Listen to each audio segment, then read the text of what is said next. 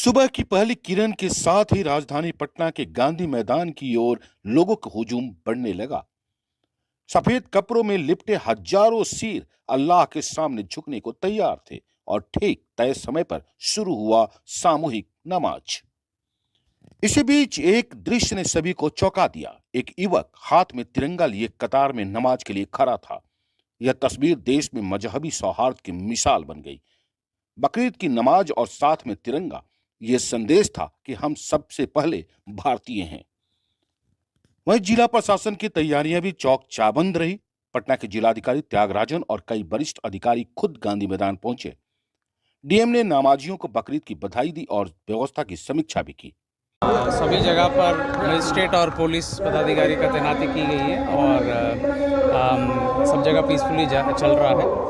सभी magistrate police पदाधिकारियों को कड़ी निगरानी रखने के लिए निर्देश दिया गया है। साथ ही सीसीटीवी वीडियोग्राफी के माध्यम से भी दिन भर निगरानी रहेगा।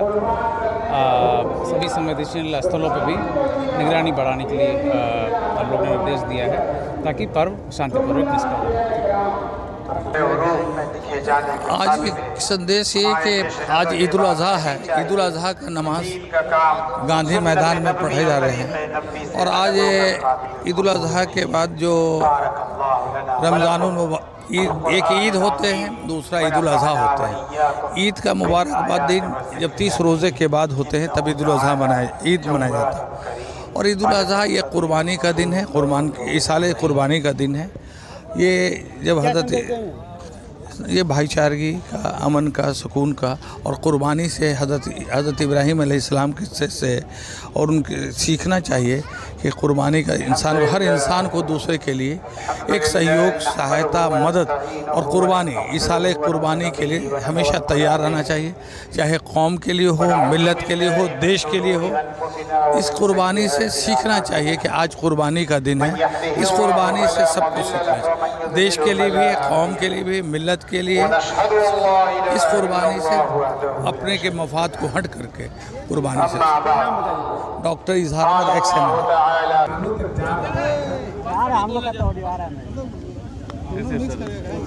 कुर्बानी का असल मकसद अल्लाह के सामने अपने आप को समर्पित करना है, अपने आप को झुका देना है। इस लिहाज से कि इलाहुल आलमीन तू ही पैदा करने वाला है और तू ही हिसाब व किताब भी लेने वाला है। तू ही हमको मृत्यु भी देने वाला है या मौत भी देने वाला है।